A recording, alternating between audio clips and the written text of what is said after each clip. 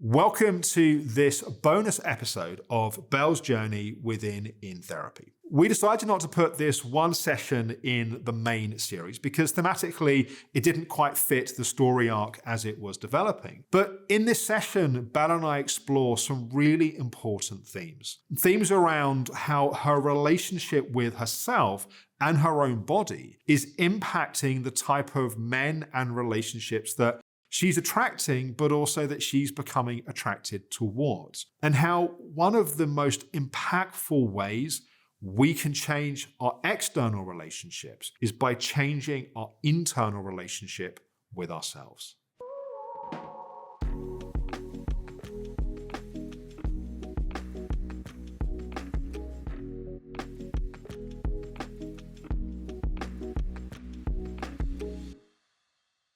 In my head, I can look completely different from one day to the next. I don't know what the truth is. I can see a okay photo and think, okay, I look all right there, look like I've lost a couple of pounds. And then the next day, a photo where I think, oh my God, like I look awful, I've gained so much weight. I feel like, I don't know, saying I'm looking in the mirror all the time sounds really vain, but it's not in a sense of I want to look in the mirror all the time because I think I look great. It's like, really obsessively checking what I think I look like and what every inch is looking like compared to how I think I looked a month ago, a year ago, whatever. Like a really obsessive analysing of myself. You know, with social media, I've managed to actually try really hard to kind of curate my feed and what I'm seeing so that it's as healthy as it can be, you know. So I see, I'll be on Instagram or TikTok or whatever it is, and I'll see people saying, you know, nobody knows if you've not done one step of your morning routine, or nobody, you know it, I can see it, but nobody else is thinking that, and dress for yourself, and the world doesn't end if you haven't done your eyebrows, and all of this really good advice about how to not put so much time and energy into the way that you look all the time if it's becoming too much. But I just, I can't see. I see the good advice. I just struggle taking it on board. Yeah, it sounds to me that there's a evolving version of yourself which cares much less about that stuff. But there aren't yet enough positive experiences to contradict the old pattern that you can relax more into that new way of being. Right? So it's almost like the belief that those things don't really matter so much is like the top of the table, and you need some legs for that table. Yeah. And the legs are the experiences where you go, do you know what, today I'm going to go out with no makeup. Or today I'm going to go out and I'm not going to do my eyebrows, for example. Or today I'm just going to drop the first 3 steps in my morning beauty routine. And I'm just going to see how it feels. And I'm going to tell my inner critic to fuck off as many times as I need to. But I don't want to be a slave to this stuff. Yeah. Doesn't mean that you throw everything out the window. Doesn't mean that you don't still take a pride in your appearance and take a pleasure in taking a pride in your appearance. You're a still young woman who is looking to meet someone. Of course you want to present yourself the best ways that you can, but it needs to be in a healthy, sustainable relationship with that. Do you have any ideas of how I could go about, making some changes in terms of, not being so obsessed about my appearance and things? Like where would you start? Do the things you think you're not meant to do. Okay. Go to work without makeup one day. Right? Okay. Or at least with minimal, if that seems impossible. But everyone will think I'm dying. Yeah, well, so be it. Who cares? Okay. It's just like, you're not. You're actually coming to life. So it's like, but that's a nice way to put it. But you are, right? It's like, what would be some other things that you could do that would be a kind of counter narrative? Yeah, clothes would be a big thing for me, I think. I could probably start having more fun with the way that I dress rather than thinking about how I will look best to a man. Yeah. So I think I used So go to- shopping for you. Yeah, exactly. Like just go and buy the stuff you want to buy. Yeah, because I Right. think when I was little, I was so obsessed with, I would always dress myself and it would be like tutu, wellies, turtleneck. Okay. Like, I probably won't replicate that. It's the wrong time of year for the wellies, but But it's like, but you know But what I yeah, mean? Like I totally, used like, to just just go- have just like go and, really like, expressive. So go and dress for you, Yeah. right? What would be another thing you could do? I don't even want to say it out Go on. loud. You've come this far. This is the most terrifying. I could try and distance myself from the tan. Okay. That's a big one. Yeah. That's actually that's huge. And is this like tanning beds, or this is like No, fake tan? no, not This tanning is fake beds. tan. This is it's gradual tan. So like I will use it most days because it's like moisturizer. Right. So that's I mean, I'm that's quite a poorly daily equipped to fully routine. understand what you're saying, but clearly you understand what you're saying. It's a gradual tanner. Okay, So it's a right. moisturizer Sounds that really you fucking use. hard work It's to a me, daily moisturizer that like is meant to make you sort of glowy. Right.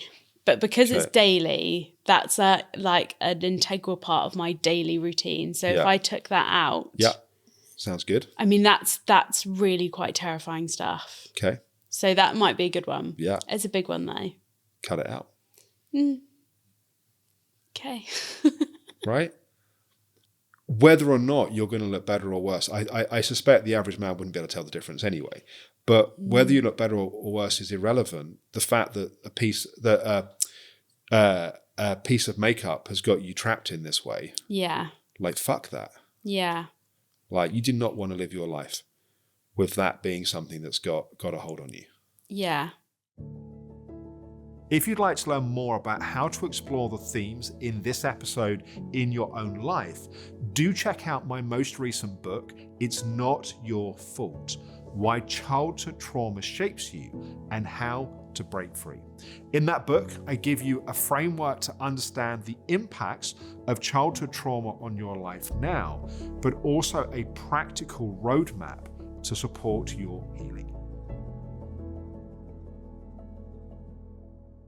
It's not wrong to care about your appearance. It's not wrong to want to take care of yourself, but it's held so tightly right now that it's actually in danger of strangling who you really are, being able to be seen and be experienced. And apart from the impact on you, it's the impact on relationship. Yeah. Like, who are you attracting and who are you attracted to? And for you to be attracted to and attract the man that I think is what you really want, you have to do it a bit differently. That's something that I'm very aware of, because I really don't want to end up in a situation where I've met somebody and they like my appearance. It's difficult because that's something I really want. I really want to be with somebody who thinks that I'm beautiful, makes me feel that way. Totally. Like that's something I really want. But beauty is more than just your aesthetic appearance. Yeah. And the man that you want to be snuggled up in the old people's home with is not the man that's the most important thing. Yeah. Of course you want him to be attracted to you. Of course you want him to think you're beautiful. Of course that's important. But it shouldn't be the thing that's most important. Yeah. And so in a way, the risk is by over-indexing on that stuff, you attract a certain type of guy, Yeah. but also you feel overly restrained by needing to sustain and maintain that image. That's a very good point. Yeah. And it's because I just have this idea in my head of just having to be perfect, and especially if I'm going on a date or something like that, I've got to be perfect. And the problem is, if you're too focused on who you think you need to be perfect, you're actually disconnected from you. And that's where you probably don't even really know how you feel about that person, because you're too busy trying to be who you think you need to be for them to like you. Yeah. Yeah, absolutely. And it is that kind of, you know, going back to like clothes and stuff and people saying, "Oh, dress for you." Like, I'll always dress myself subconsciously through the eyes of a man and how that outfit is going to look to a man on the street. Do you know what I mean? Yeah. It's like through that lens. I'm not proud to say that. Well, you're being very honest, and I appreciate it. And I think a lot of women will probably resonate with that. Yeah. The guy that falls for the perfect version of you is not the guy for you. Because when you're not that person, you're going to be disconnected, and you're constantly going to feel the pressure. And he's not someone that's interested in depth and truth, and you need depth and truth, particularly after what you've been through. Yeah. Oh, that's going to be tough. That's going to be tough. Yeah. I feel like I'm that girl, you know, at the beginning of Bridesmaids where she wakes up before Love how you he's assume that awake. I've seen that film. Have you? No. Have you not? No. Oh my God. Okay. I can't think. Love the way you were like, you know how big I'm like. It's I like can't believe you haven't. But I'll describe. Please, yeah. So she wakes up with this guy right at the beginning of the film. He's still asleep. She wakes up and goes in the bathroom, like brushes her teeth and puts makeup on, and like does her hair, and then gets back into bed pretending that she is still asleep. And then he wakes up and is like, "Oh wow, I can't believe you look like that when you wake up." Not that extreme, but that's like me. That's like me. Like I will wake up, and I'll be. You know, I won't do that before he wakes up, but I will. The first thing I think about would be, okay, right, when can I go and sort myself out? Because this is not acceptable to me. That's the first thing. Yeah, I understand. What do you think the equivalent is in a man? Like in the morning? No, I mean in terms of the way he thinks he needs to present himself to be attractive. I have no idea. Because what I'm trying to do is map it over to like, if that's how you're doing it, who's the guy that you're attracting and what's he doing? So probably, I'm just sort of guessing up it here, but it's probably him presenting himself as sorted, knows what he's doing, got his shit together, not showing his emotions, not showing his vulnerability, you know, always having the right answers and so on. Yeah. Right. So it's probably less about the aesthetic appearance and more about like, you know, showing he's, you know, solid man. Yeah. Is that? Well, it's interesting that you say that because I think friends have always said that, and I guess again, and like another kind of part of this persona is that I tend to attract the kinds of men that will make quite large gestures of affection and really like they seem to always pull out the stops and so my friends will kind of say like, where are you finding these men that are turning up with flowers on the first date or taking you here or taking you there or, you know,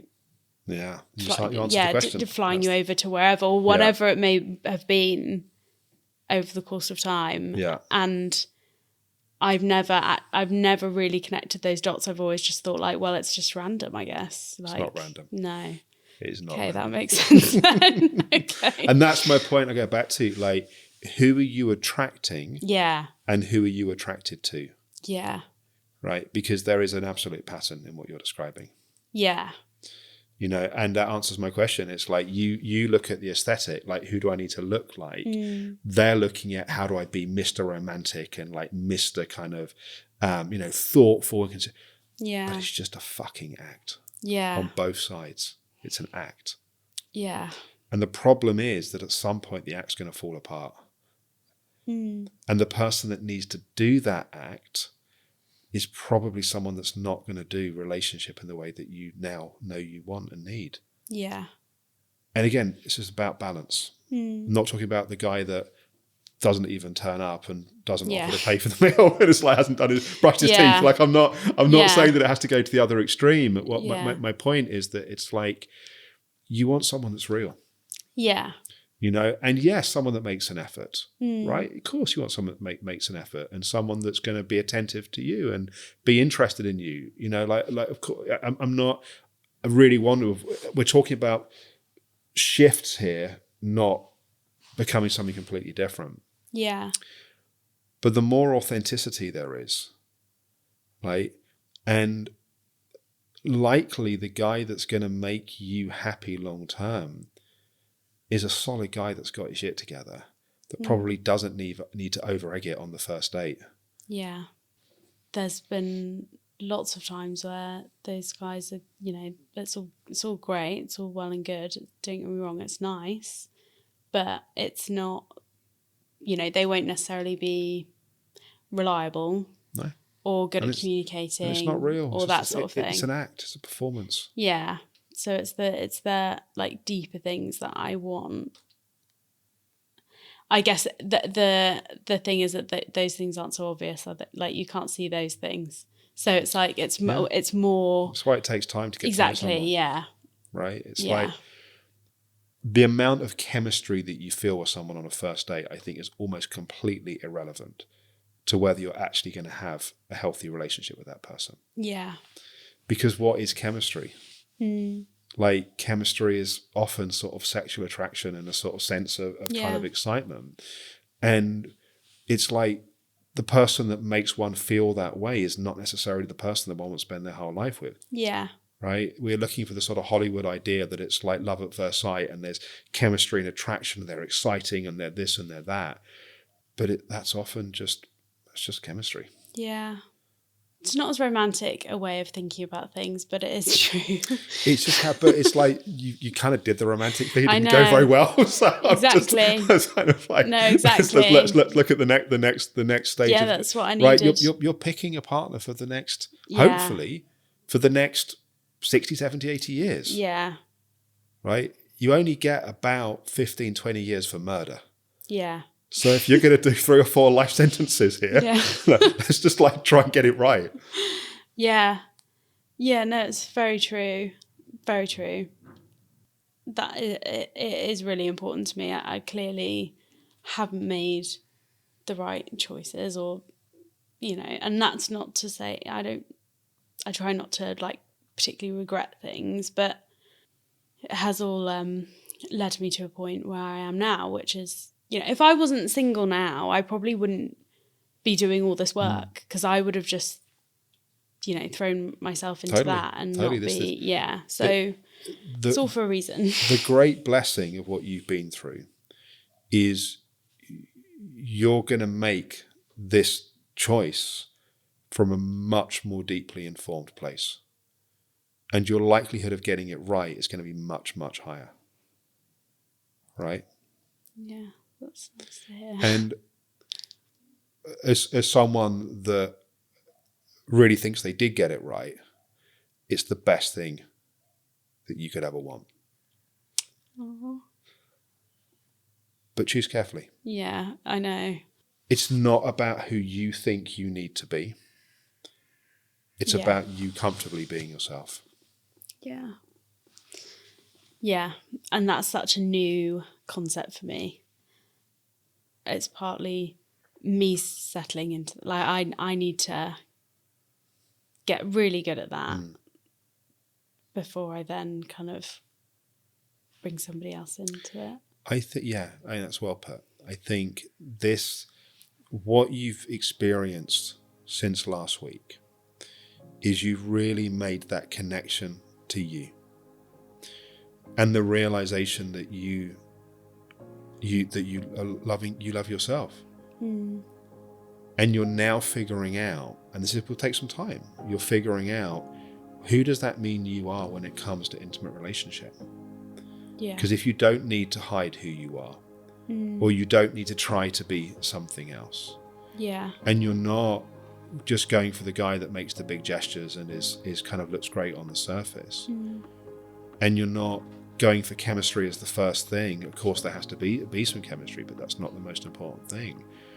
It's like, who knows what comes, but you trust that process. I do. Yeah. Finally. Yeah. Yeah. Yeah.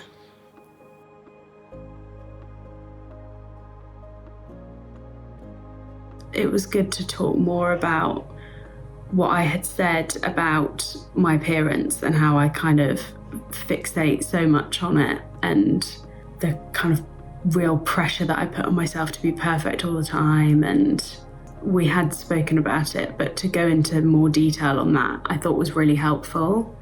And yeah, just still kind of processing everything from last week. I think, as Alex said, that's going to take a while. So just giving myself a bit of time to let that sink in and let myself kind of settle into a new mindset, having had that real emotional release. I'm excited actually to see how I end up feeling in 2 weeks, 3 weeks, 4 weeks, and to see how I progress. So yeah, it's exciting though. I'm feeling good.